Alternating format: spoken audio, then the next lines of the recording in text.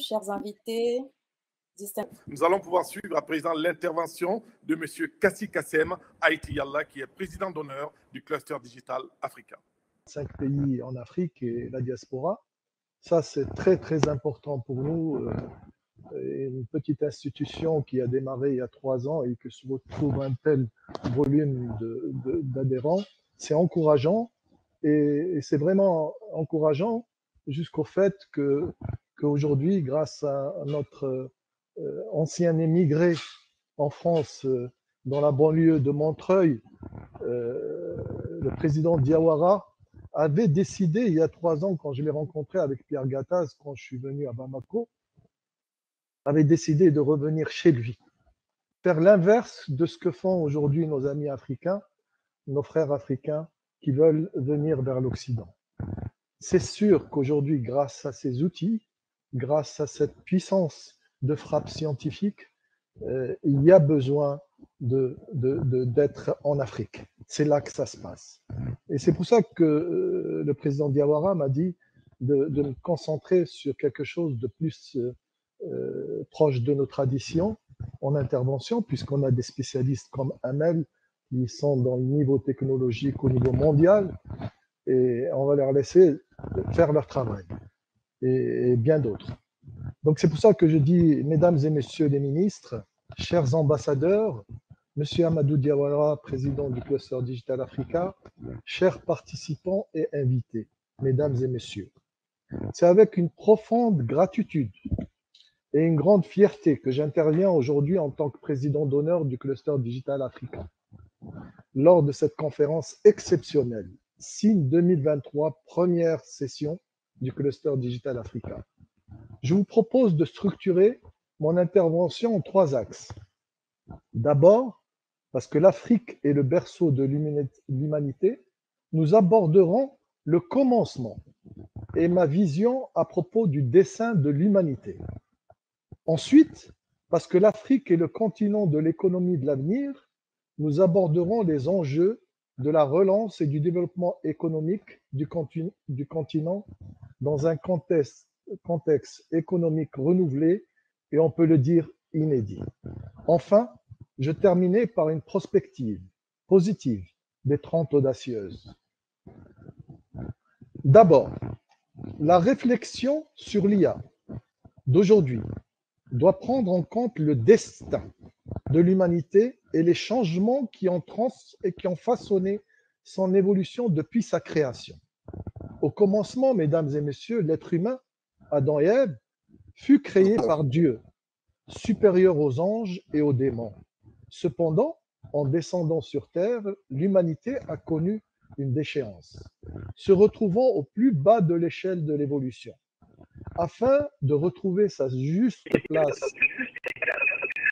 auprès de l'Éternel, l'humanité doit évoluer par le travail et l'intelligence. Ainsi, grâce aux sciences, à la formation, à l'éducation, aux lois et aux innovations, nous avons déjà progressé. Nous avons acquis le savoir, et un savoir basé sur l'intelligence de la transmission intergénérationnelle. Au Cluster Digital Africa, nous appelons cela l'intelligence traditionnelle. En Afrique, nos ancêtres ont traversé des épreuves extrêmement difficiles, notamment l'esclavage, qui a profondément marqué notre continent. Des millions d'Africains ont été capturés, vendus comme esclaves et déportés de force vers d'autres continents. Oui, ils ont été exploités pour construire des économies prospères. Leur travail forcé a contribué à l'enrichissement de nombreuses nations, tandis que notre continent a été appauvri. Nos aînés tels que les tirailleurs algériens, sénégalais et tunisiens, les tabours et goumiers marocains ont également joué un rôle crucial dans la libération de l'Europe. Ils ont contribué à sa restructuration, à sa construction, pendant les années difficiles qui ont suivi la Seconde Guerre mondiale. Ma génération, mesdames et messieurs, celle des 30 glorieuses, a commis des erreurs. Nous avons surconsommé, gaspiller, polluer et endetter les générations futures. À vous, les jeunes générations présentes ici, je vous demande pardon pour les conséquences de nos actions. Ensuite, mesdames et messieurs, après des décennies de lutte, de nombreux pays africains ont enfin obtenu leur indépendance. Cependant, la période qui a suivi l'indépendance a été marquée par des défis économiques et politiques. Les anciennes puissances coloniales ont souvent laissé derrière elles des infrastructures sous-développées, des systèmes économiques déséquilibrés et des divisions politiques profondes, rendant la tâche de reconstruction de nos nations encore plus difficile. Il est également important de souligner que notre continent n'est pas responsable de la pollution et de la surconsommation qui ont contribué aux crises économiques et environnementales mondiales. L'Afrique a souvent été exploitée pour ses ressources naturelles, sans prendre en compte la préservation de l'environnement. Cela a entraîné une dégradation des écosystèmes et des problèmes environnementaux qui affectent nos communautés. Malgré ces défis, l'Afrique regorge de ressources naturelles, de diversité culturelle et de potentiel économique. De plus en plus de pays africains travaillent aujourd'hui à renforcer leur développement économique, à investir dans l'éducation, les infrastructures et l'innovation, ainsi qu'à promouvoir une gouvernance transparente et responsable. Il est essentiel que nous reconnaissions et valorisions les contributions de nos ancêtres africains, ainsi que les défis auxquels notre continent est confronté, en favorisant la compréhension, la coopération et le respect mutuel. Nous devons travailler ensemble pour construire un avenir meilleur pour l'Afrique et pour le monde entier. Nous sommes confrontés à de nombreux défis, tels que la situation économique mondiale difficile, la crise sanitaire et alimentaire, la transition énergétique, les tensions et le leadership géopolitique entre les États-Unis, la Chine et la Russie, le terrorisme, la démographie, les réfugiés et les déplacements de population, l'environnement et le changement climatique, l'épuisement des ressources naturelles non renouvelables, l'inflation, l'endettement et l'insécurité. Heureusement, mesdames et messieurs, nous entrons dans une nouvelle ère, celle des 30 audacieuses, où le savoir et les sciences seront sans limite.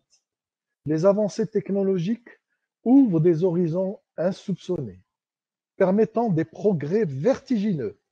Le rapprochement entre l'homme et la nature devient inéluctable et nous prenons conscience de l'importance de préserver notre environnement et de vivre en harmonie avec la nature. La société civile occupe désormais et de plus en plus une place centrale dans le dispositif de gouvernance, où la transparence, la responsabilité et la participation citoyenne sont valorisées. Et enfin, dans ce contexte, l'intelligence artificielle, IA, joue un rôle crucial dans la transformation numérique de l'Afrique. L'IA présente d'immenses opportunités pour résoudre certains des problèmes auxquels nous sommes confrontés, tels que l'accès à l'éducation, les soins de santé, l'agriculture durable, l'énergie propre, la gouvernance transparente et la transition économique. Cependant, nous devons veiller à ce que le développement de l'IA en Afrique soit basé sur les principes éthiques solides pour garantir que l'IA est utilisée de manière responsable, les droits de l'homme, la vie privée, la diversité culturelle et nos valeurs africaines. Par ailleurs, il est crucial de veiller à ce que l'IA ne creuse pas les inégalités. Nous devons nous assurer que l'IA profite à tous les segments de la société africaine en réduisant la fracture numérique et en renforçant les compétences numériques. Cela nécessite des investissements dans l'éducation, la formation et l'accès équitable aux technologies de l'information et de la communication. Enfin, Nous devons promouvoir une collaboration internationale pour le développement de l'IA en Afrique. Les partenariats entre les gouvernements, les entreprises, la société civile et les organisations internationales sont essentiels pour partager les connaissances, les ressources et les meilleures pratiques. Mesdames et messieurs, nous sommes à un tournant de l'histoire de l'humanité, où l'IA offre des possibilités sans précédent. En tant qu'Africains, nous avons la responsabilité de façonner l'avenir de notre continent et de contribuer au progrès mondial. Nous devons exploiter le pouvoir de l'IA pour résoudre les défis auxquels nous sommes confrontés et créer un avenir meilleur et plus juste pour tous. Dans cette nouvelle ère, nos femmes et notre jeunesse occuperont une place centrale. Ils porteront la divine responsabilité d'accomplir le grand dessein qui nous attend. Vous aurez la mission de reconstruire un nouveau monde où les indicateurs actuels seront caducs, un monde où le plus petit dénominateur commun sera un comme le Créateur, un comme l'être, un comme la nature, un comme le savoir commun. Le savoir, mesdames et messieurs, sera notre plus grand atout pour résoudre nos difficultés à une vitesse vertigineuse et pour asseoir durablement notre volonté de reconstruire un havre de paix et de vivre ensemble. C'est dans ce contexte que le Cluster Digital Africa, initiative afro-africaine, se révèle indispensable pour accompagner notre cher continent dans son insertion dans ce nouveau monde. Le numérique et la data sont dans l'ADN du Cluster Digital Africa. La formation, avec son université virtuelle, offre aux jeunes Africains un lieu privilégié pour acquérir le savoir. Son réseau social propriétaire, Cdispace, connaît déjà un succès inespéré. À moyen terme, Cdispace deviendra un WeChat africain grâce à l'intelligence artificielle, sujet central de notre rencontre d'aujourd'hui.